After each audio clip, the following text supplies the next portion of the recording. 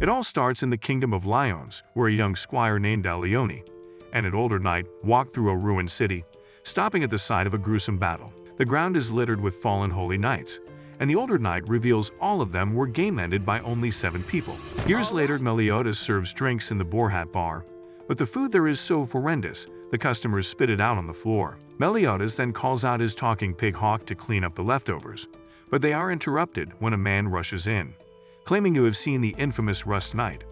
Another guy calls BS, pointing to the wanted posters of the 7 deadly sins, claiming they are already dead. Sins are the legendary traitors who supposedly massacred their own comrades, including the Grandmaster, a decade ago, and have been wanted ever since. Just then, a person in rusty armor walks in, and everyone runs out of the bar thinking they belong to the group of traitors. Meliodas immediately confronts the knight, but they fall over, revealing a beautiful young woman behind the rusty armor. Taking her to the room, Meliodas gives a hand on to her chug jugs to see if they honk, and she wakes up in the midst of it. After explaining that she passed out in his bar, Meliodas serves her food, which looks delicious, but is actually worse than food in the UK. He then asks why she was walking around in armor, and the girl reveals she is searching for the 7 deadly sins. Just then, they hear a knock from the holy knights of the city who have come to capture this supposed knight in the rusty armor. Meliodas greets them outside and brings out Hawk, who is poorly dressed in knight armor. The holy knight gets offended, thinking he's being mocked, and uses force against Meliodas. However, their attention is diverted by the woman trying to make a hasty escape. They chase her into the forest thinking she's one of the 7 deadly sins, but Hawk follows them and takes care of them all by himself.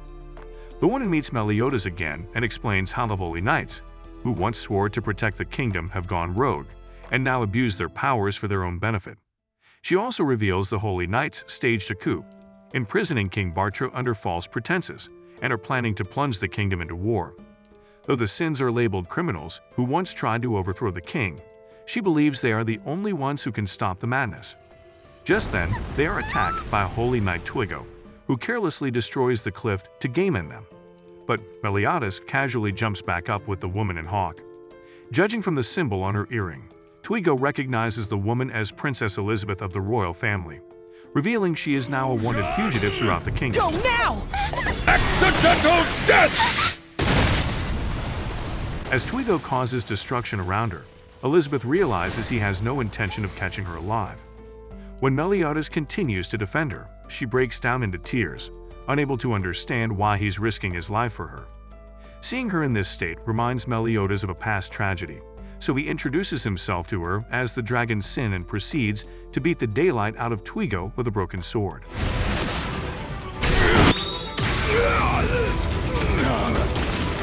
A broken blade?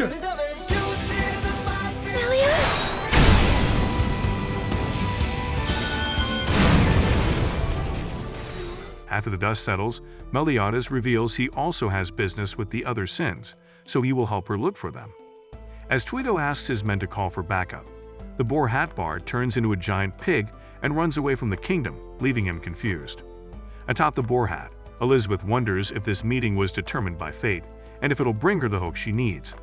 Elsewhere, a holy knight learns of Twigo's report and decides to handle matters on his own.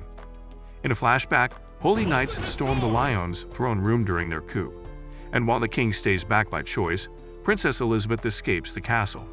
From then on, she started looking for the 7 deadly sins to rescue her family. Back in the present, Meliodas makes Elizabeth the Boar Hat's new waitress to help gather intel on the holy knights and locate the other 7 deadly sins. Curious about their past, Elizabeth asks why the sins are hated so much, but Meliodas tells her to stop asking dumb questions. They set up shop near Bernia village, where Meliodas boasts about their top-tier ale. However, they soon learn the village has no water because they are cursed by a holy knight named Gilthunder. Turns out he drove a sword into the ground which blocked water, and only another holy knight can pull it out. A boy named Mead claims he's friends with the 7 deadly sins who could fix the problem, but the villagers, frustrated by his attitude, blame him for attracting trouble and start throwing rocks. Meliodas rescues Mead and takes him back to the bar. When asked if he really knows the sins, Mead avoids the question. Elizabeth enters and tries to befriend Mead by telling him she used to pull pranks for attention when she was younger, much like him. Relating to her story, Mead confesses his parents left to buy milk from God and he's now the Naruto of this village, minus the cool powers. He also admits that he slipped a bug into Gilthunder's drink, not for attention, but to stand up for the villagers. He says he lied about knowing the sins, assuming they were heroes since they're being hunted by the Holy Knights, who are the true villains in his eyes. Suddenly, they hear a commotion outside and see two guards exploiting the water curse to bully the villagers. Mead runs off and tries to remove the sword himself. The crowd shouts at him to stop making it worse, but the village elder reminds everyone that the Holy Knights are the real enemy here. With this realization, the crowd tries to help Mead remove the sword, but even with everyone's efforts, it still won't budge. Just then, Meliodas strolls into the center of town and pulls it out with ease, causing the water to rush back through the village as everyone watches in disbelief. After the matter is solved, the villagers apologize to Mead, and the whole town celebrates at the Boar Hat. While struggling with her waitress job, Elizabeth overhears travelers talking about the Forest of White Dreams, a place even holy knights avoid. Meanwhile, at Fort Solgales, Gilthunder is informed that someone pulled his sword from the ground. Suspecting Meliodas, he hurls a spear over 11 kilometers straight toward Bernia. Out in the fields, Elizabeth sits alone and reflects on her journey so far, even though it's only been 2 episodes. Sensing some danger, Meliodas joins and starts looking at the sky while she yaps about missing her father. Just then, Gil's spear pierces through the sky, and Meliodas grabs it with his bare hands. It drags him through trees and buildings before he halts it and flings it straight back at the fort, aiming right for Gilthunder. Gilthunder senses it coming and narrowly dodges it, realizing only Meliodas is freaky enough to pull something off like that. Knowing Gilthunder will come after them, Meliodas says they need to leave Bernia quickly. Elizabeth suggests hiding in the Forest of White Dreams, and Meliodas agrees, believing it might be where another sin is hiding. The group arrives at the Forest of White Dreams, a mysterious and dangerous place, so unpredictable that even the Holy Knights avoid it. After walking in circles for over 3 hours and completely losing their sense of direction, they suddenly find themselves surrounded by multiple copies of Hawk, each loudly claiming to be the real one. Meliodas quickly sees through the illusion and slices through all the fakes with ease. Not giving up, the strange creatures then transform into copies of Elizabeth to confuse him further.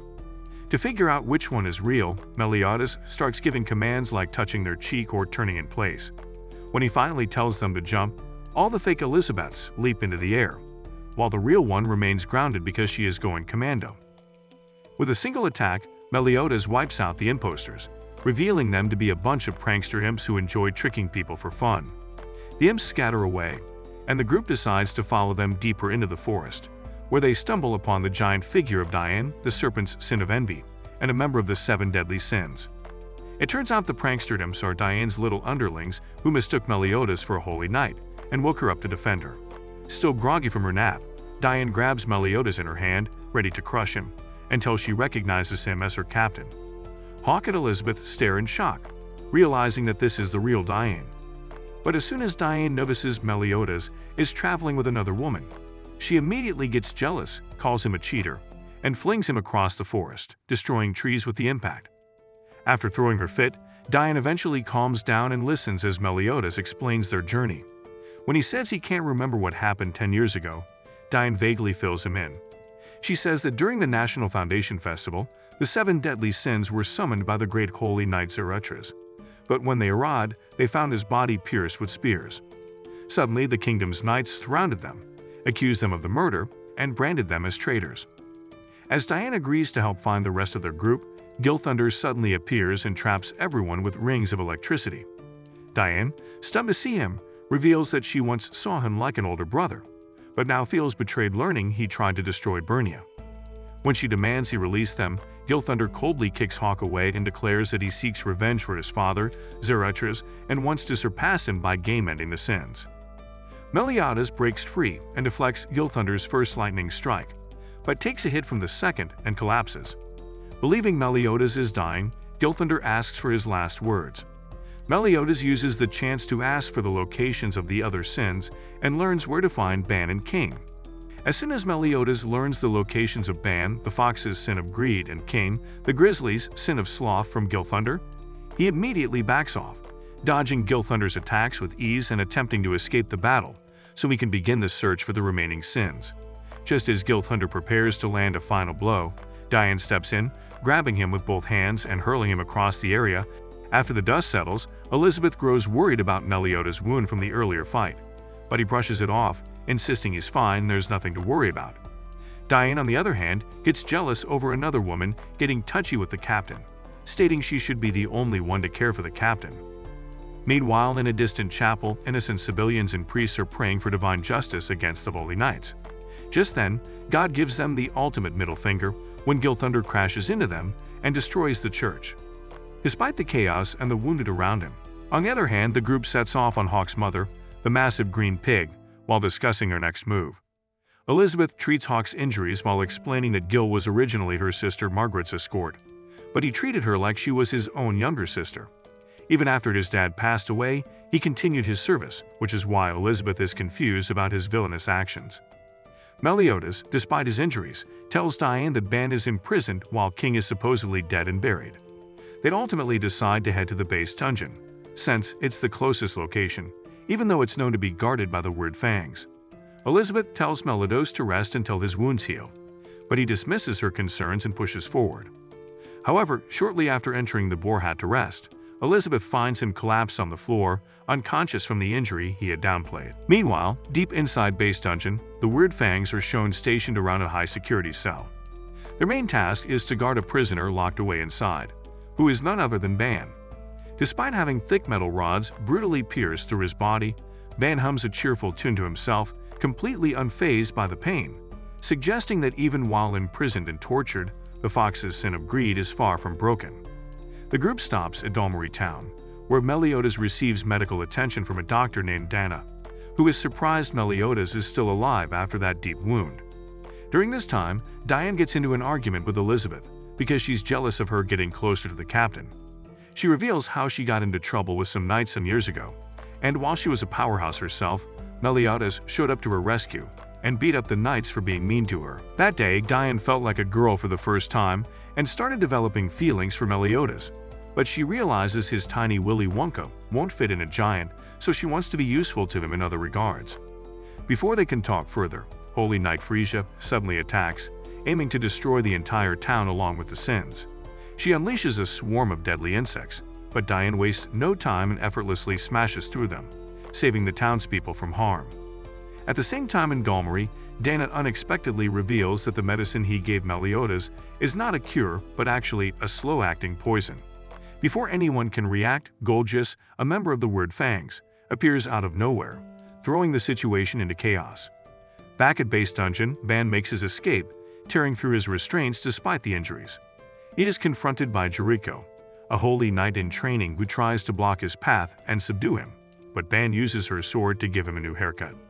10 years ago, Meliodas and Ban were camping out when the latter insisted that Meliodas show him his broken sword.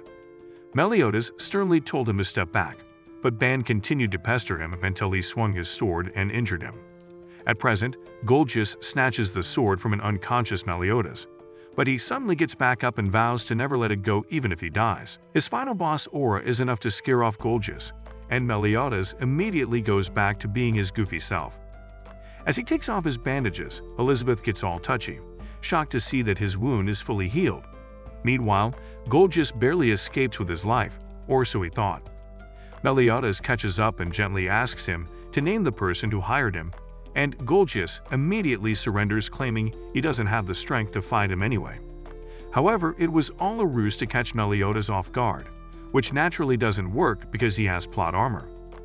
Just then, Dana appears and asks Golgius to release his daughter because he did what was asked, but Golgius uses the distraction to slip away. Suddenly, he teleports behind Dana and stabs him with his sword, causing Elizabeth to rush to his aid. Meliodas warns her not to be careless because Golgius can appear anywhere, but she refuses to let a man die on her watch. However, he soon overwhelms the bunch and forces them to retreat with his teleportation magic. Hiding in an abandoned building, Meliodas pretends to cast a spell to keep Golgius out, but Hawk calls BS.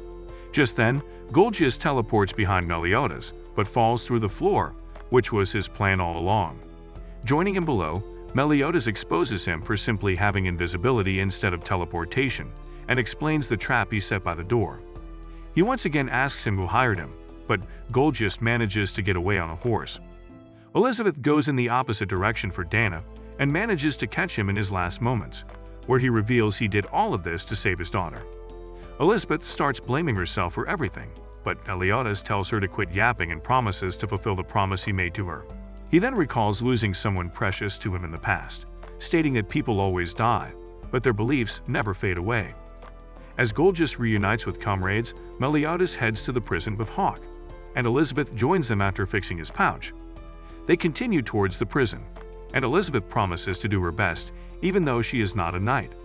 Just then, they run into Diane, and Meliodas suspects something is wrong with her, even though she claims to be just fine. Just then, the Holy Knight Ruin rings his bell, which causes her to hallucinate. Diane starts attacking Meliodas, thinking he's the enemy, and he has no choice but to run. On the way, he runs into a farmer and his boy and helps them hide behind a rock. After escorting everyone safely, Meliodas returns to Diana, but hears a bell and starts hallucinating, seeing a giant ruin in her place. The two begin fighting each other, and Hawk quickly notices that they're both under the same spell. Meanwhile, Van turns Jericho into an OnlyFans model and gets away after stealing her armor. As she dispatches men to capture him, he gets rid of the armor and runs into Holy Knight Jude, who tries to stop him. Jude reveals Ban has run out of his use because he was merely a bait to capture Meliodas. As Ban ignores and tries to leave, he stabs him in the heart and asserts that he is powerless in his presence. Meanwhile, Meliodas and Diane are still fighting, and when Elizabeth tries to bring them back to their senses, Frisia appears and attacks the farmer's boy with bugs. Elizabeth, wanting her 20 minutes of fame, walks right into the attack and rescues the boy, but gets bruised up in the process. Just then, she realizes that the boy was actually Ruin in disguise, and he is the reason Meliodas and Diane are fighting each other.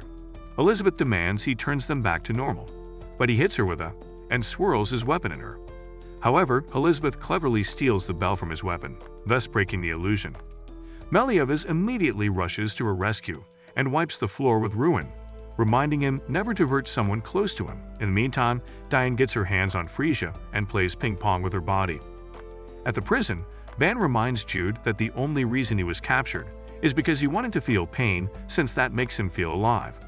However, he's bored of it now and wants to reunite with Meliodas to make things more interesting. He then stabs Jude with his own weapon and makes his way out of the prison.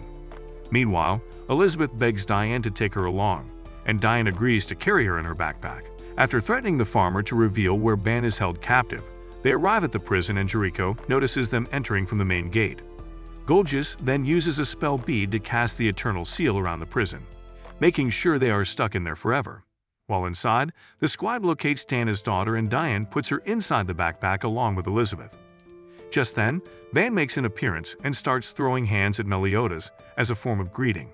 Captain! Run! Captain!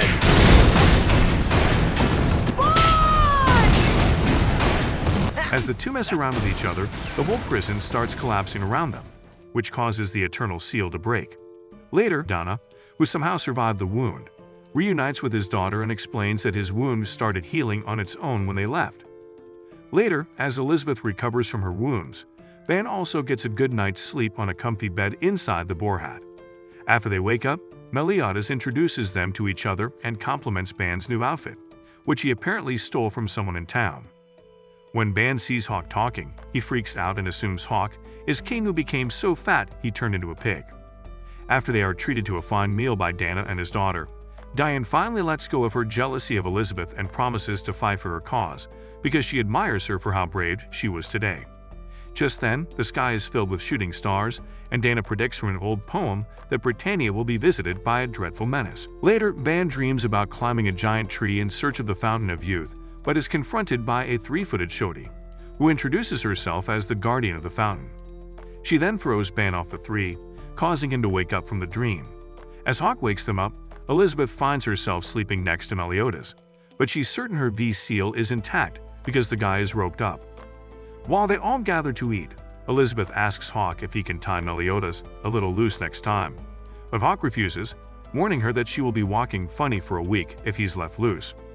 As they continue talking and eating, Meliodas announces that their next destination will be the capital of the dead, a place rumored to be where King, one of the 7 deadly sins, was last seen. While the others react to the news in different ways, Ban quietly drifts back into sleep, lost in memories from long ago. In Ban's dream, he remembers the many times he attempted to reach the Fountain of Youth, seeking immortality, but every time he tries to get close, a shoddy appears and blasts him away. This cycle repeats so often that eventually, instead of continuing their struggle, the two begin to talk. The girl, who later introduces herself as Elaine, tells him that if the water is taken, the entire forest will die, which makes Ban pause and reconsider his actions. Despite his desire for eternal life, he stops trying to take the water, and the two begin forming a quiet bond, one that lingers in Ban's heart even in the present. After the dream fades, the group arrives at a small village located near the capital of the dead, and they decide to split up to search for more information about both King and the mysterious location. In the meantime, Elizabeth asks Meliodas to tell her more about King, and he tells her about the time King cried all night long when Ban stole plushies from kids and made a bed out of them. When Ban was asleep, King took all the plushies and returned them to the kids, making sure they slept peacefully. Despite their differences, Ban and King were an inseparable duo. While exploring the seemingly abandoned village, Ban comes across two siblings named Ellen and Luigi, and in exchange for a bit of food, he asks them to share what they know. Before they can talk much, a boy appears out of nowhere and stabs Ban straight through the chest, leading to a brief but intense fight between the two. Ban doesn't recognize the boy, but the boy accuses him of taking Iliane's life for immortality. Their fight only ends when Diane recognizes the boy as King, and for reasons unknown, he flies away without a word. After eating the food Ban gave them, the siblings open up and explain that in order to reach the capital of the dead, one must share a precious memory with the dead, which will open the path. In the meantime, King is totally head over heels for Diane and runs away, because he doesn't have the balls to face her. The group then starts trying to remember important memories, but none of their efforts seem to work until Ban recalls a heartfelt moment with Elaine, and suddenly the portal to the capital of the dead begins to open before their eyes. As they disappear into the new world, King secretly follows them from behind, hiding his intentions. Back in the village, the two siblings stare in awe at the miracle they just witnessed, only to be approached by a mysterious female holy knight, who quietly appears behind them, confirming that the capital of the dead truly exists, though her reasons for being there remain a mystery. The mysterious holy knight is soon revealed to be Gila, who wastes no time in threatening the children, demanding they tell her how to enter the capital of the dead, and through intimidation and force, she successfully manages to gain access to the hidden world. Meanwhile, inside the capital of the dead, King confronts Ban and reveals he was cast out of his own kingdom because he wasn't there to protect it from him. When Ban asks why he cares about her, King reveals Elaine is his sister. Since Ban is immortal, King uses his magic to petrify him as revenge for what he believes Ban did to Elaine. From this moment, glimpses of Ban and Elaine's shared past begin to unfold, revealing they were slowly starting to fall in love with each other. Iliane held herself back because she couldn't leave the forest, but Ban promised to bring her brother back so she could be free from her duties. Just then, a giant demon appeared on the tree and caused chaos, so Ban decided to steal its heart and game ended in one go. However, he forgot that the demons have two hearts and ended up on the verge of death. At present, Ban is turned into stone, but Iliane's spirit appears and undoes the spell by kissing Ban, much to King's shock. King realizes Iliane hates her because he abandoned their kingdom for glory, and Ban promises to bring her back one day. Meliodas, Diane, and the others search for them, but are suddenly interrupted when Gila appears before them, and without hesitation, the battle begins. Meliodas and Diane attempt to overpower Gila with everything they have, yet she proves to be far stronger and more dangerous than they expected, creating shockwaves with every strike. The tremors from their clash ripple across the land, reaching the place where Ban and King are, and realizing his friends are in danger, Ban rushes to the fight and joins the battle to help stop her. Turns out, when Iliane tried to rescue Ban, they were both wounded fatally by the demon. Iliane crawled towards Ban to make him drink the water, but Ban refused and forced her to drink it instead. However, Iliane started kissing Ban with a mouth full of the fountain water and forced it down his throat, thus turning him immortal. Ban then proceeded to defeat the demon, but King thinks he is the villain who caused Elaine's death. However, Elaine pleads with him to forgive Ban and lend his strength to the fight, stating that he isn't the man King thinks he is. At that moment, Hawk and Elizabeth arrive, and Elizabeth, seeing everyone in danger, desperately tries to pull King's spear from the ground. Inspired by her determination and Elaine's words, King finally makes his decision and flies off to help the other sins who are still struggling against Gila's overwhelming power. With the sudden arrival of King, the intense battle finally comes to an end, as he effortlessly defeats Gila using the incredible power of his sacred treasure, Chastieful, overwhelming her with ease where the others had struggled. Ilian watches this form from a distance, stating that King's power increases when he fights for others, and he is the sole reason no one dared to attack the land of fairies for centuries. His unmatched power earned him the title of Fairy King. Gila tries one last attack to catch King off guard, but Meliodas uses a full counter and sends her packing.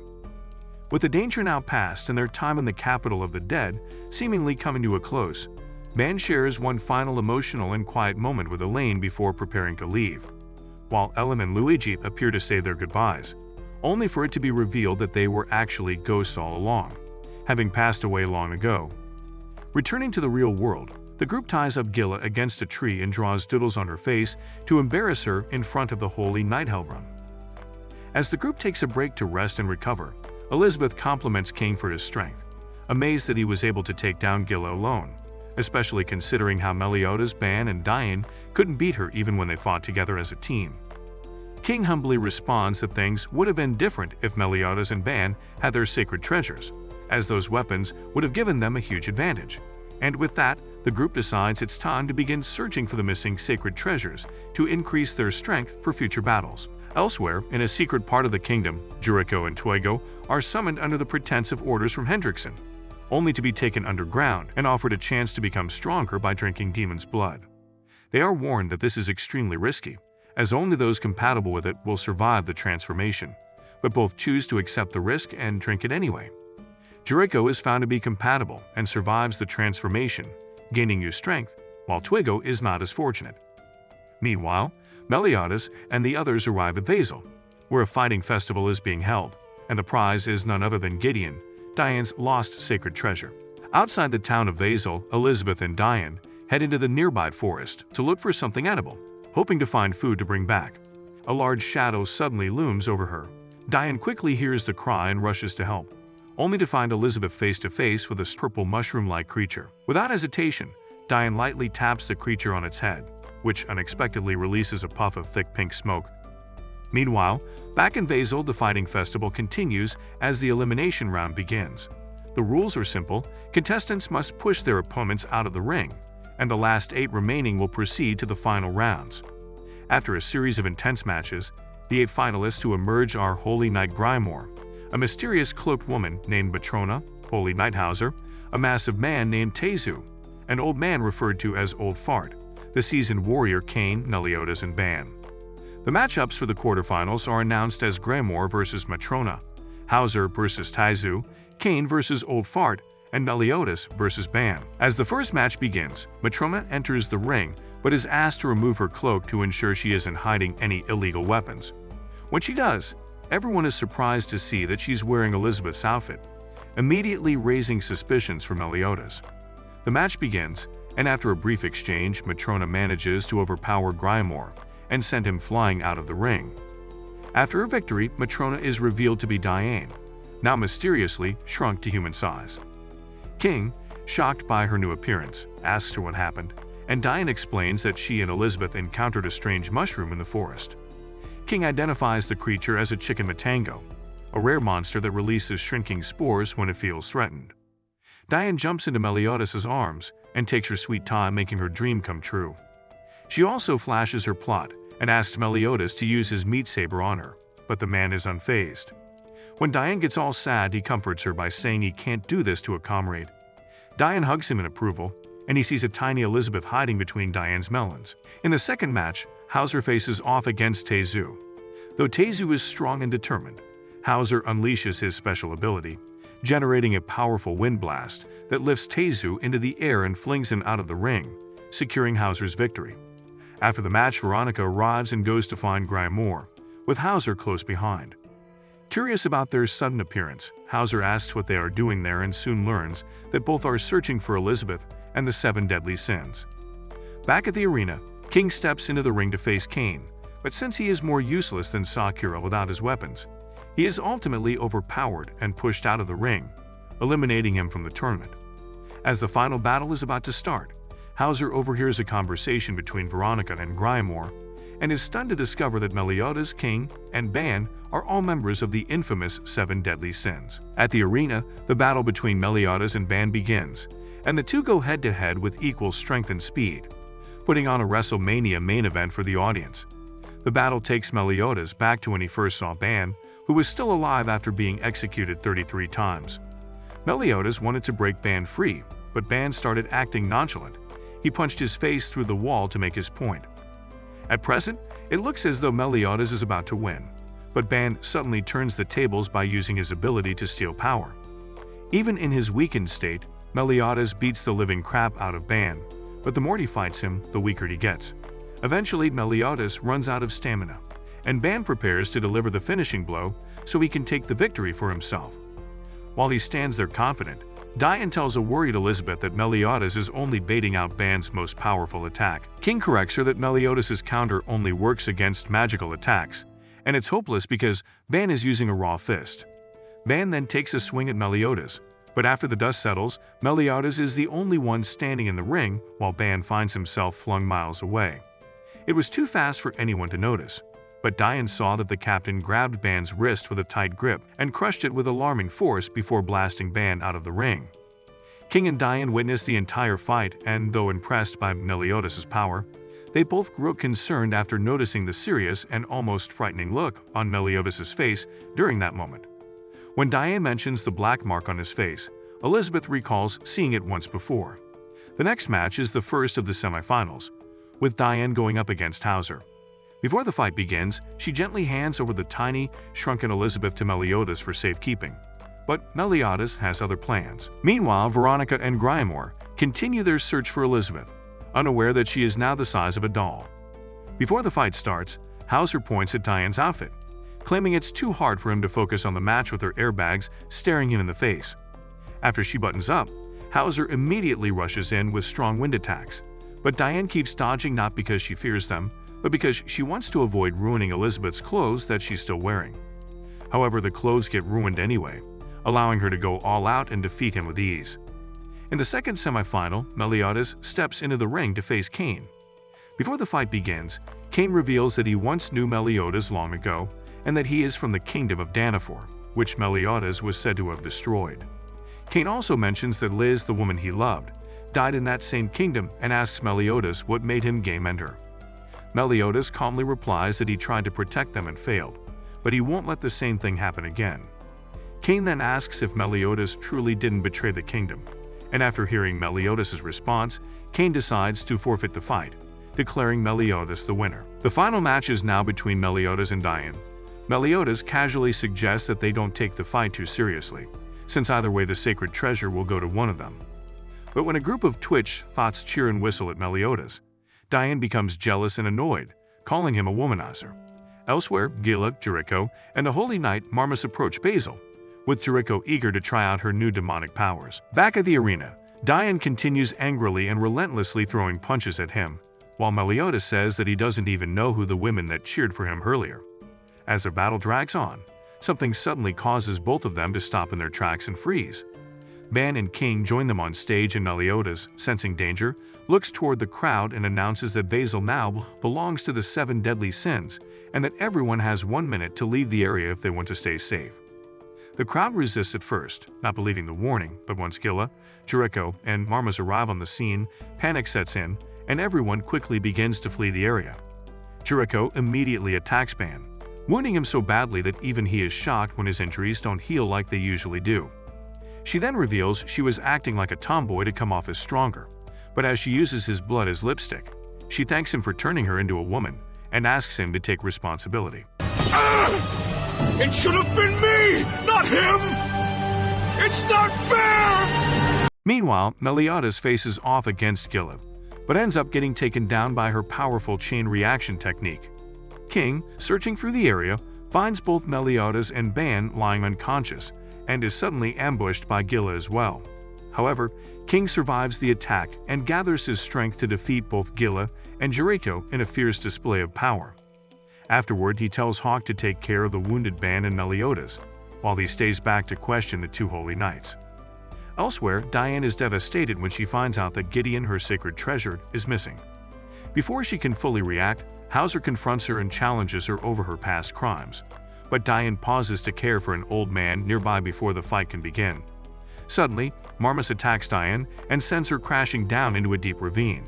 Meanwhile, Hawk manages to get Ban, Meliodas, and Elizabeth to safety.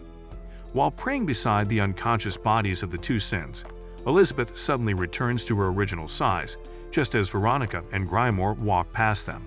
Seeing her with her assets on display, Veronica hands her jacket to Elizabeth to cover her up, then scolds her for leaving the kingdom and running away with the 7 deadly sins. Veronica decides to take Elizabeth back home, but Meliodas suddenly regains consciousness and blocks their path. In response, Veronica reveals a magical artifact called the Goddess Amber and activates it, causing Meliodas to be trapped inside the crystal. Elizabeth grabs both the jewel and Meliodas' sword and pleads with her sister to release him, but Veronica admits that she doesn't know how to reverse the spell. Grymore then captures Elizabeth inside a magical shell, but Ban threatens to game in Veronica unless she is freed. As King continues his battle with Gila and Jericho, they are suddenly rescued by the tournament's announcer Hellbram, who reveals himself to be the Holy Knight Hellbram. Hellbram then sends Jericho and Gila to fetch Elizabeth. After they leave, King and Hellbram clash in a high-stakes fight, with Hellbram appearing to have the upper hand. Meanwhile, Ban is knocked out by Jericho, freeing Veronica from his grasp. Gila and Jericho try to take Elizabeth once again, but Veronica refuses to hand her over because their orders were only to capture Meliodas and his sword. When Gila threatens to attack Veronica, Grymore locks her and Jericho in the magic shell. During the chaos, Elizabeth escapes and begins to run, but Veronica chases after her and ends up shielding her from a deadly explosion caused by Gila. The blast gravely wounds Veronica, and she dies moments later in Elizabeth's arms, worrying for her sister's safety till the very end. Grymore loses his patience seeing his master die, causing his magic shell to shatter and free the Holy Knights. As Elizabeth cries and calls out for Meliodas, Gila cruelly tells her that he can't hear her from inside the crystal. Just then, the Goddess Amber suddenly shatters, releasing Meliodas in a powerful burst of dark energy. Captain? No, wait, I've sensed this before.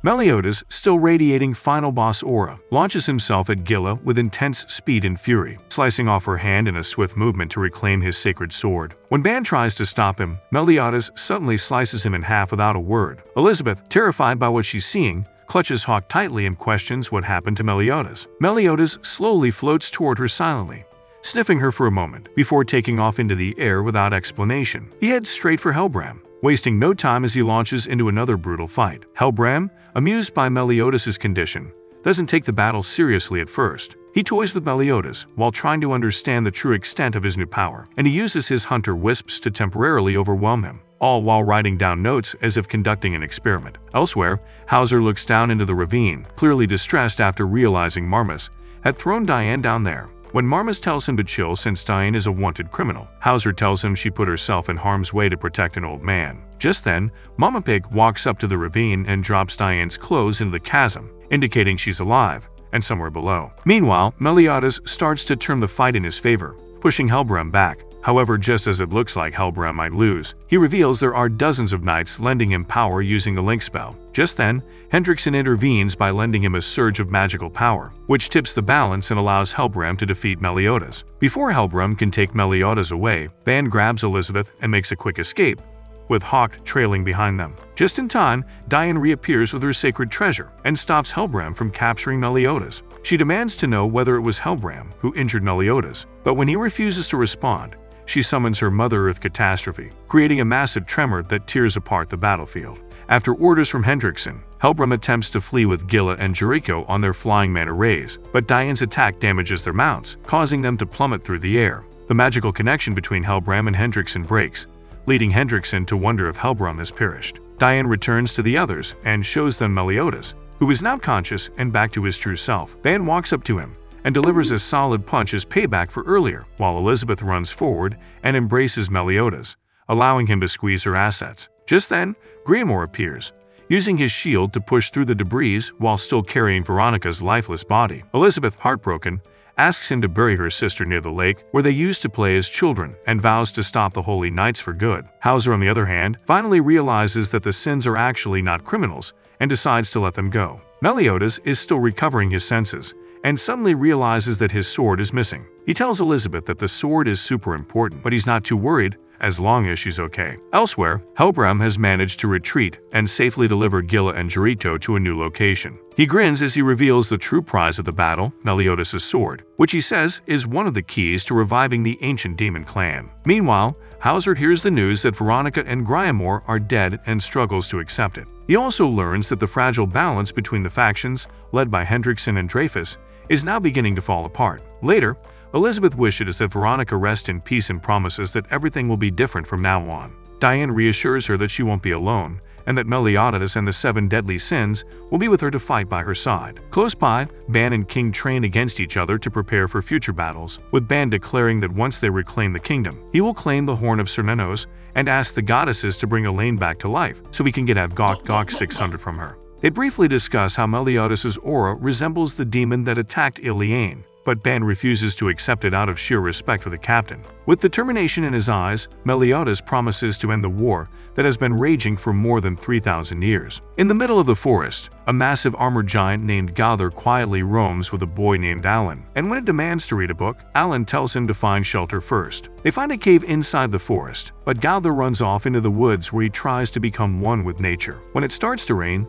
they both take shelter inside the cave, where Alan carves a wooden piece and uses it to repair Gowther's armor. He then explains the rain cycle to Gowther, pointing out that everything in this world is part of a cycle. He then reads a book to Gowther, as promised, and thanks him, because he's learning a lot from spending time with him. Elsewhere, a knight rushes to deliver urgent news to Hellbram that there have been sightings of the armored giant in the Orden Forest. Hellbram, not wasting any time, sends out the elite group Dawn Roar to take down the creature, who is suspected to be the goat sin of lust Gowther. Jarito becomes upset that she and Gila weren't sent instead, but Gila calmly tells her to take the time to rest so they're ready for the next fight. Later, Gila meets her little brother Vasil, who was attacked and robbed on his way home after collecting his monthly salary. As she tends to his wounds, the thugs who robbed him throw a stone through their window, and Vasil explains that most people hate them because their father is suspected of running away in an important battle. However, he doesn't mind it because he believes Gila will regain their lost honor since she's a holy knight. After tucking him into bed and making sure he's alright, she tracks down the thugs who hurt him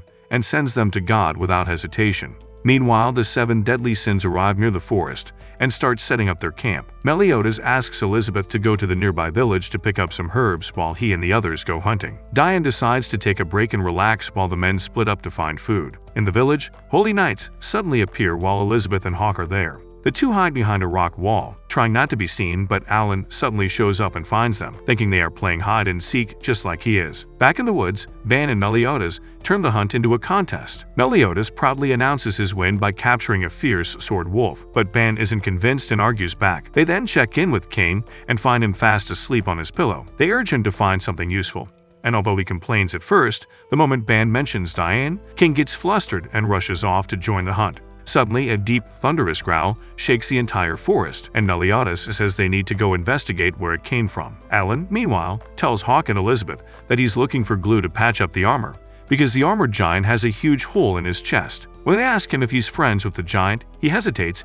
and doesn't know how to answer. Deeper in the woods, Meliodas, Ban, and King stumble upon a clearing filled with fallen soldiers. One wounded knight informs them that Dawn Roar is heading toward the armored giant. Meliodas, sensing something familiar, starts to wonder if the armored giant might actually be Gowther, one of the 7 deadly sins. The group arrives just in time to see Dawn Roar preparing to land the final blow. Suddenly, Alan appears and runs toward the giant, apologizing for not finding any glue. Chaos breaks out as the two groups clash, weapons clashing and magic flying everywhere. Just as a deadly arrow is launched toward the armored giant, Alan catches it in midair and reveals his true identity. It turns out that he is the real Gowther, the goat sin of lust. Ban is amused to see Gowther without the armor for the first time, and the Dawn Roar are surprised to find many sins gathered in one spot. While they want to fight the 4 deadly sins, they make it clear that they've only come for the armored giant, as they were specifically ordered to return with its head. Gowther, without hesitation, cuts off the armored giant's head and hands it over to them, hoping to prevent a larger fight from breaking out between the two groups. Dawn Roar accepts the severed head and exits the scene peacefully, leaving Meliodas and the others confused. However, the situation takes a strange turn when the armored giant, now missing its head, continues to move, revealing that it is still alive. Even more shocking is the revelation that the armored giant was once a human being, and not just any human, but a former holy knight. Meanwhile, Dawnroar begins to wonder why Hellbram was so eager to see the armored giant destroyed, and why he didn't assign the mission to the more powerful new generation knights. They conclude that Hellbram is trying to hide the monsters from others, unaware that Jericho is earing in on them from behind a rock. Back in the forest, Gowther explains to the others that he had given the armored giant his armor to help seal away the holy knight's magic, but now that the armor has been damaged, the magic is beginning to leak out again. The armored giant starts to attack them, and the deadly sins struggle to keep him at bay. Meliodas gets ready to land a final blow, but the voice of the trapped knight inside the giant begs him not to do it. Ban, frustrated by Meliodas' hesitation, volunteers to execute him instead, but Meliodas stops him, insisting that there is still something human left inside the creature. Gowther then uses his magical bow to put the monster into some sort of trance, allowing him to experience the happiest moments of his life. Elsewhere, Elizabeth and Diane wait patiently for the others to return. An old man, Cain, walks up and asks if the boar hat is open, and Elizabeth happily welcomes him inside. He mistakes Elizabeth for a woman named Liz and starts talking about her. Liz was once a knight from an enemy kingdom of Danafor. After a failed ambush, she was sentenced to death, but Meliodas saved her, declaring anyone who opposed him an enemy. He took her in, and though she first believed he only wanted to clap her, due to her past as a slave, she slowly learned to trust him. Over time, they fell in love. When Liz offered him a sword, Meliodas refused, saying he didn't want to hurt anyone. Cain then pulls out a sword and places it on the bar, saying it was a gift from Liz to Meliodas that he accepted on Meliodas' behalf. Back in the forest, Ban has pulled out the armored giant's heart, and Meliodas gets angry at him. Gowther then reveals that the holy knight trapped inside the giant is named Dale, Gila, and Zeal's long-lost father. The armored giant, however, transforms into a demon and continues attacking. Elizabeth arrives just in time and throws the sword to Meliodas, who recognizes it as Liz's, and finishes the demon in one strike. The group then heads back to the boar hat, while Gowther stays behind to reflect on his first meeting with Dale when he offered his armor to him to ensure he still keeps some of his senses. Before passing, Dale thanks him for everything, but when Gowther asks if he was able to become his friend, Dale passes away without answering. Meanwhile, Elizabeth catches up with the rest and Meliodas thanks her for the sword. Later, Elizabeth invites Gowther to join their quest, and after he agrees, Meliodas suggests they all celebrate by getting drunk. During the celebrations, Meliodas asks Gowther if he remembers who attacked him when they fled from Lyons after being falsely accused of treason. Gowther reveals it was Merlin, the boar's sin of gluttony, but admits he doesn't know why she did it. Gowther then starts exposing the personal secrets of the group, upsetting everyone until Meliodas warns him that it's not wise to dig into others' memories without reason. Curious, Elizabeth asks what kind of person Liz was, and Meliodas says she was the opposite of her. He also says Elizabeth is strong like Liz, and she also has nice chug jugs much like Liz. Elsewhere, Dreyfus returns and asks Hauser if anything strange happened while he was gone. Hauser reports that more holy knights are joining the new generation, so Dreyfus decides it's time to speak with Hendrickson. Meanwhile, Gila and Jericho are training when Gila notices Jericho is distracted. Jericho explains she saw the 7 deadly sins battle a monster and sensed 2 types of magic coming from it. One was similar to the demon underground, and the other was of a holy knight. She then shows Gila an amulet she found on the monster's body, and Gila is shocked because it belonged to her long-lost father Dale. At the same time, Hellbram and Hendrickson attempt to open the seal to the demon clan's prison, but the gate remains incomplete because they're still missing one fragment to fully break the seal. Meanwhile, Meliodas informs the group that he's heading to the castle to retrieve his stolen sword, which is actually a fragment of the relic that sealed the demon clan. He also plans to search for the 2 remaining deadly sins, Escanor and Merlin. Elizabeth begins to question why Hendrickson and Dreyfus would want to bring back the demon clan in the first place. Hendrickson later reveals that he wants to start a new holy war. Dreyfus, angered by this, is reminded by Hendrickson that he helped murder his own brother Zarathustra so Dreyfus could rise to power, and now it's time for him to return the favor. Suddenly, a mysterious mage named Vivian appears at the boar hat and kidnaps Elizabeth, as she is the missing key to unleashing the demon clan. Meliodas charges out to save her, with Ban and Gowther quickly joining him. Diane helps by launching them across the land toward the castle. As they fight their way to the north gate, they suddenly feel a powerful magical force approaching from the south. Arthur, the new king of Camelot, has arrived with an army. Hendrickson deals with Arthur, king of Camelot, who requests to meet with the king, revealing that the army behind him is a mere illusion to get their attention. Hendrickson, however, tells him the king has fallen ill and refuses to let him through. Arthur insists on staying, saying his companion can cure the king, but Hendrickson still tries to push them away. In another part of the castle, Elizabeth finds herself locked in a chamber along with Hawke. Hawke, panicking because he needs to use the bathroom, accidentally knocks the door down, allowing them both to escape. Elsewhere, Hauser stands with the other Holy Knights, quietly thankful that Diane is not around because he wants to use a different kind of sword on her.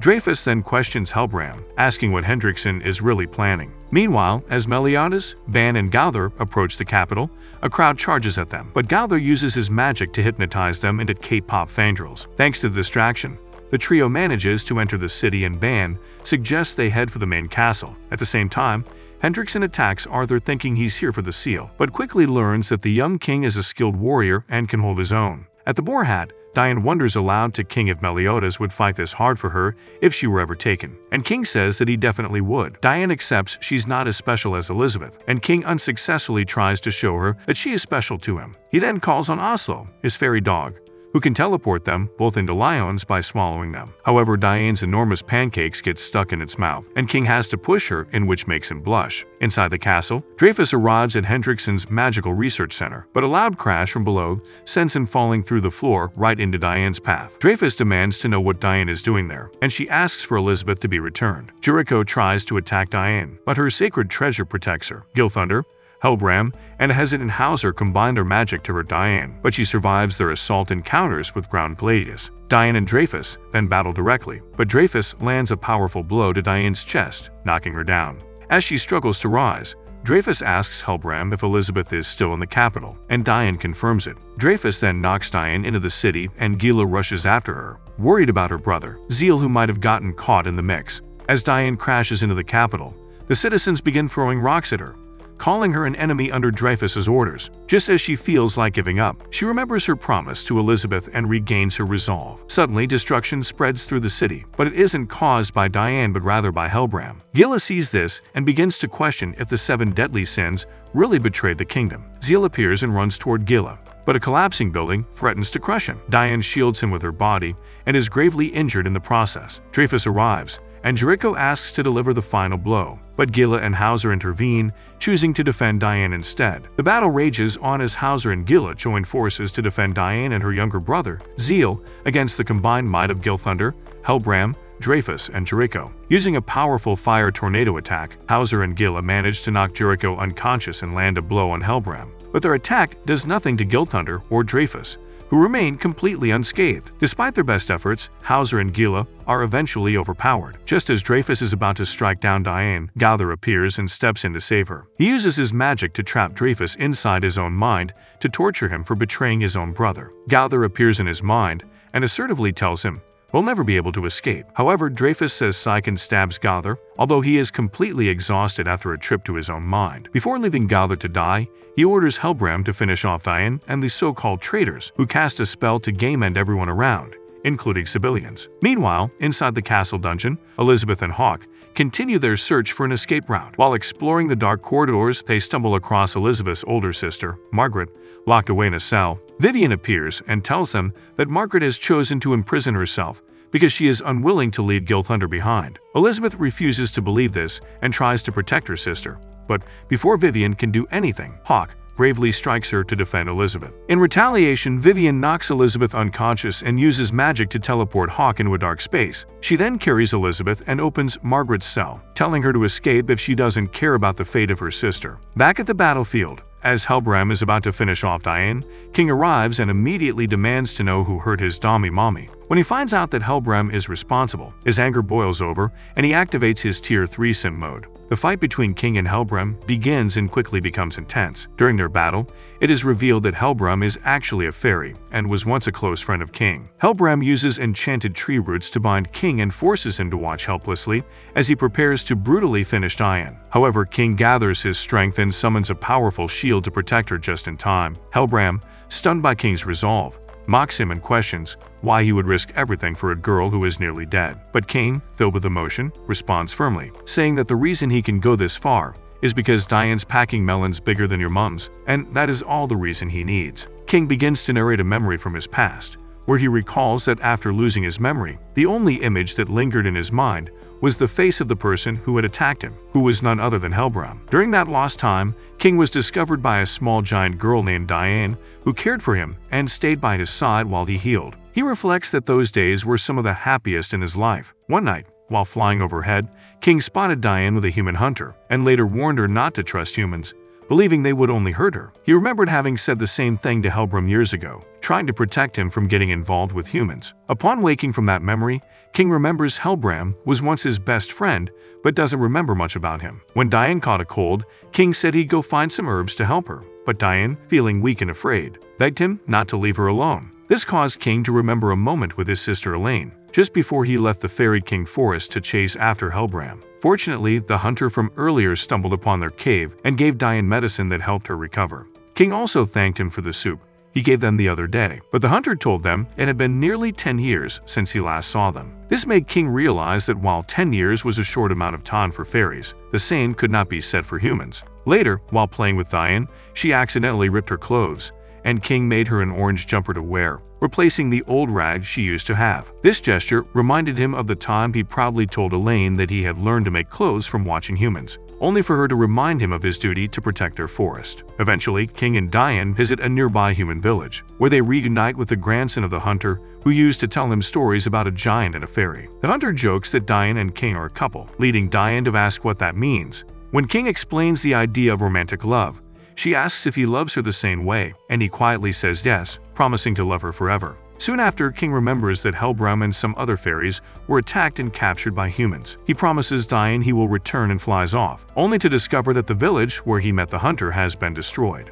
The culprit is revealed to be Hellbram, who had taken on the form of the man who once attacked King. When King asks why, Hellbram reveals humans captured fairies and sold their wings for money, so he decides to become Batman and hunt them down. King realizes it was his own fault because he abandoned his people, so he returned to Diane, erased her memories, and surrendered himself to 1,000 years in prison, hoping that he would meet her again one day. At present, King defeats Hellbram again, and as Hellbram lies dying, he tells King the helmet in his hand was meant as a gift to him. The two share a final moment of friendship before Hellbram finally takes his last breath. King then apologizes to Diane for letting her face it alone, but she reassures him it's not his fault. Diane notes that his name, Harlequin, sounds familiar, and King says she probably heard it in a dream. Elsewhere, Hendrickson fights Arthur and grows suspicious that he knows about his plans. He tries to finish Arthur with Hellblazer Wave, but Meliodas arrives and repels the attack, declaring he won't leave without Elizabeth. Meliodas and Hendrickson finally come face to face, and Meliodas demands that he return Elizabeth, but Hendrickson refuses and the two begin to fight. As the battle rages on, Gilthunder remembers how Meliodas once trained him and Margaret gave him the strength to fight, even when he doubted himself. While carrying an injured Dreyfus, Gilthunder asks him what Gowther made him see earlier, and Dreyfus admits it was his greatest sin. He tells Gilthunder to go back to the battlefield and that he wishes to be left alone. As Gilthunder departs, Vivian follows him and tries to convince him that Hendrickson is the Elon Musk of this world. She contacts Hendrickson through magic and sees that he's fighting Meliodas, so she teleports Gilthunder to help. The battle becomes Gilthunder and Hendrickson against Meliodas and Arthur. Gilthunder takes on Meliodas and seems to have the advantage until Meliodas taps into his demonic power and turns the tide. Meanwhile, Hendrickson and Arthur continue fighting, but Hendrickson manages to hit Arthur with Itachi's Amaterasu. The flames threaten to consume Arthur until his mage appears and helps extinguish them. Elsewhere, the others wonder where Ben is gone, and it's revealed he's found a hidden tunnel leading downward. Meanwhile, Elizabeth wakes up to find herself in the same chamber as her sick father, but Vivian taunts her, saying Gilthunder will soon defeat Meliodas. As the two fight, Gilthunder recalls asking Meliodas to take him along for the mission because he believed he'd never become strong without him. However, Meliodas told him that his duty was to protect Margaret, and he couldn't abandon her just to grow stronger. In the present, Hendrickson joins in after defeating Arthur, leaving Meliodas in a 2v1. Soon after, Meliodas finds himself up against Hendrickson, Gilthunder, and Vivian. Margaret climbs a tower to watch the fight and silently begs Gilthunder to stop.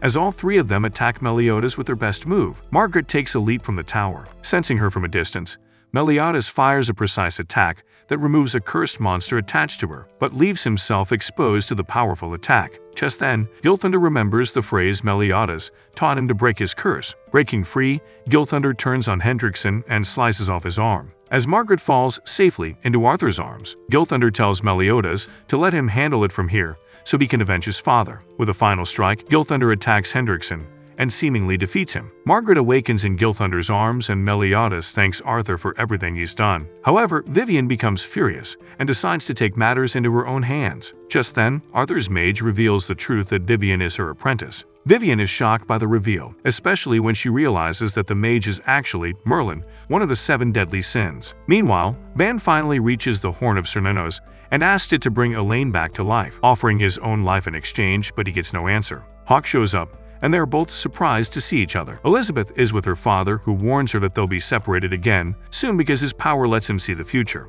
He tells her not to worry because a crimson boar will help rescue them. Hawk explains to Ban how he ended up there, and though he tries to convince Ban to leave, Ban insists that he still has unfinished business. The horn begins to glow and responds to Ban, saying it needs time to regain its power after losing it during the ancient war. Ban asks if it's true that the goddesses grant wishes, and they tell him they'll bring Elaine back, not in exchange for his life, but if he agrees to take on a mission. When Ban asks what the mission is, the goddesses reveal that they want him to game end Meliodas. Elsewhere, Jericho wakes up with Gila and Vasil nearby, and Gila explains that the 7 deadly sins have already won, so there's no reason to keep fighting. Meanwhile, Merlin learns that Elizabeth is in the king's chamber, but Vivina has placed a protective barrier around it. Merlin teleports the group to the outside of the chamber and breaks the spell using absolute cancel, allowing Meliodas to reunite with Elizabeth. Dreyfus arrives and is confused by the situation. Gilthunder tells him that Hendrickson was defeated and couldn't atone for his sins. Margaret says she saw Dreyfus and Hendrickson game-ending Zarathus, but when she told this to Gil, Vivian put a curse on them to control them. Dreyfus falls to his knees and admits the truth, explaining that all of it was to spark a new holy war. His plan was to use the war to frame the 7 deadly sins so he could get away with his sin. Meanwhile, Vivian is furious about losing his toy Gilthunder, but Hendrickson, who somehow sprung back to life, encourages her to reclaim what's hers. Dreyfus reveals that Hendrickson changed after Zarathus's murder and admits he only wanted to be a father his son could be proud of. Elizabeth then reveals that Grymore is still alive, causing him to break down into tears. The king removes Dreyfus's title as Grand Master and tells him to await sentencing in the dungeon. After this, the king collapses and Merlin says she can heal him, but needs to take him to Camelot. Elizabeth agrees after recognizing Merlin as a member of the Sins. Arthur asks for Meliodas' help in Camelot, but Meliodas says he'll help when he can. As Merlin, Arthur, and the king vanish, Elizabeth asks if he will leave after this. Suddenly, the castle begins to collapse, though everyone inside survives, but Dreyfus goes missing. Hendrickson and Vivian arrive, and Hendrickson awakens the demon blood inside many holy knights. Gila and Jericho are also affected, but Jericho transforms into a monster while Gowther protects Vasil and Gila. Many holy knights also mutate into beasts, but Hendrickson remains stable due to his compatibility with the demon blood. When he demands they hand over Elizabeth, King rushes into the attack but is blocked by Hellbram, whose dead body is being controlled by Hendrickson's dark magic. As Gilthunder teams up with Meliodas, Vivian captures Elizabeth and Margaret. Hendrickson wounds Gilthunder and stabs Meliodas, and Elizabeth agrees to go with him to protect them, reminding Meliodas of his promise. As Hendrickson takes her away, Ban stops Meliodas from chasing them and attacks him to revive Alien. Meliodas survives and reattaches his arm, prompting Ban to question if he is really from the demon race. Meliodas doesn't answer Ban's question, and the two begin fighting. Hawk tries to stop the fight by telling Meliodas about Ban's deal with the goddesses. Ban explains that the goddesses told him everything, including how Meliodas was once friends with the demons who executed Elaine. Meliodas, now in his normal form, tells Ban to just go ahead and take his life, so he can bring back Elaine. Meanwhile, Diane struggles to keep Jericho restrained. Hauser is chased by more demon monsters. King continues battling Hellbram in the skies, and Gowther does his best to keep Gila from losing control. At the same time, Hendrickson and Elizabeth cross paths with Dreyfus, who tells Hendrickson that he intends to stop him as a way to make up for everything he's done wrong. Ban goes to strike Meliodas, but Meliodas suddenly attacks back, realizing he can't abandon Elizabeth and won't let Ban take his life, no matter what. Hawk tries once more to talk sense into Ban, warning him that if the goddesses lied, he'd lose his closest friend too. Ban tells him that life without Elaine already feels like hell, and he's willing to risk everything for her. Meliodas then suggests they settle their fight after the battle is over, but for now, they must act like the 7 deadly sins. Ban agrees and Meliodas asks Hawk to take him to Elizabeth. Ban in turn helps out Gilthunder and Diane by tossing them a hyper recovery marble. King continues trying to stop Hellbram and begs him to change, but Hellbram only asks King to finish him off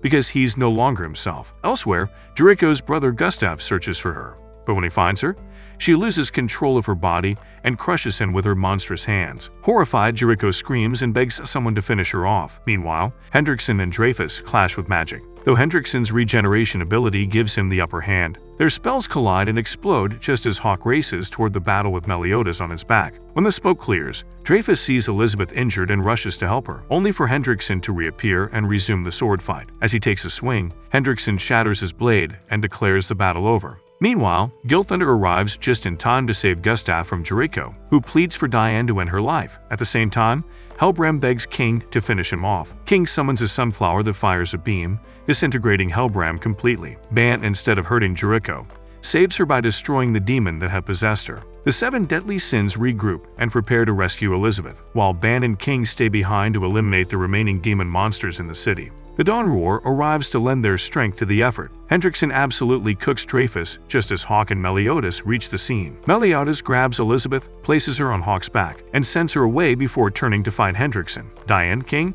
and the others arrive to help, but even after being hit by powerful attacks, Hendrickson refuses to fall. He knocks Ban into a nearby wall, and when Ban pulls himself free, he exposes a hidden demon, which is said to be the source of everything. Hendrickson stands in front of the demon's corpse as the 7 deadly sins stare in shock. He begins to explain how they found the corpse of the red demon 20 years ago and started using its power for their own plans. Without warning, he unleashes an attack using the red demon's power. Purple tendrils shoot out and pierce Ban, but Ban charges forward, shouting that he was the one who game-ended this red demon years ago. He smashes Hendrickson into the ground with brute strength, and then uses his nunchucks to completely destroy the demon's body. The others decide to follow the path Ban opened, leaving Diane behind as a lookout. They follow a trail of blood that leads them to Hendrickson again, who now stands beside the corpse of a gray demon. He takes some blood from the corpse and injects it into himself, transforming into a horrifying gray demon with horns and wings, far more powerful than before. Up above, the Holy Knights begin to wonder if Hendrickson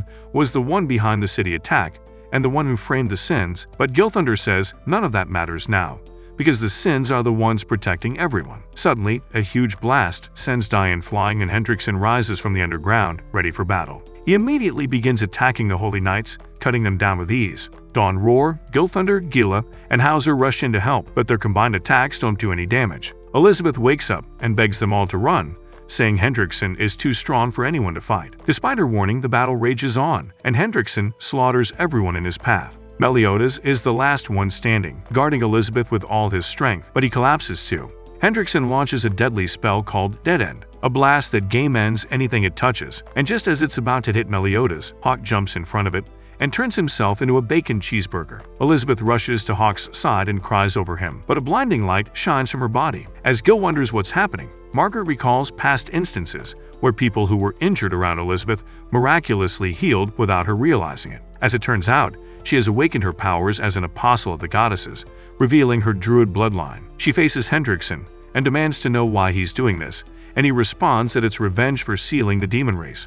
When they ask why, Meliodas realizes that the person talking is the demon inside of Hendrickson. Hendrickson launches a dark nebula attack, but Elizabeth counters with a glowing light that erases his attack and heals everyone, except for Hawk, who is already dead. Veronica, who is still somehow alive, watches this from afar and realizes Elizabeth has finally awakened her powers. After the attack, Hendrickson is hurt but still standing, and as he moves to strike Gilthunder, Meliodas knocks him to the ground, declaring that the 7 deadly sins never give up. The 7 deadly sins charge at Hendrickson with full force, while the Holy Knights watch from a distance, unsure of how to help. Meliodas tells Gowther to send instructions directly into everyone's minds, so they can fight together more effectively. As Meliodas takes on Hendrickson in close combat, the rest of the sins fire their magic and attack from the sides. Meliodas takes the hits too, willingly putting himself in harm's way if it means defeating Hendrickson once and for all. After absorbing all of the energy from the attacks, Meliodas unleashes his most powerful move, Revenge Counter, which has been supercharged by the power he absorbed. But this amount of magic is far too dangerous, and there's a real chance that using it might destroy him completely. As Hendrickson tries to escape into the air, Gryamor traps him in a magic sphere, giving Meliodas the opening he needs. Hendrickson breaks free, but it's too late and Meliodas lands the full power of Revenge Counter, blowing Hendrickson apart and ending the battle. Meliodas falls to the ground, severely injured but still alive. Elizabeth runs to his side, tears in her eyes, and they share a quiet moment together until they are interrupted by the arrival of the king. The holy knights kneel before their ruler and ask for punishment, ashamed for starting a war and ignoring his warning. But the king tells them that their punishment is to remain holy knights and protect the kingdom they almost lost. The king turns to the 7 deadly sins and thanks them for saving the kingdom, protecting Elizabeth, and fighting even when they are falsely accused. He praises Elizabeth for her courage and for seeking out the sins. She begins to cry, blaming herself for not saving Hawke. Meliodas comforts her, saying Hawke knows she did her best. Van apologizes to Hawke's lifeless body for being mean. Merlin casually asks Gowther what happened to the armor she gave him, and when he tells her it broke, she says she'll get him a new one soon. Meliodas begs Hawke to come back, promising more food scraps, and just then,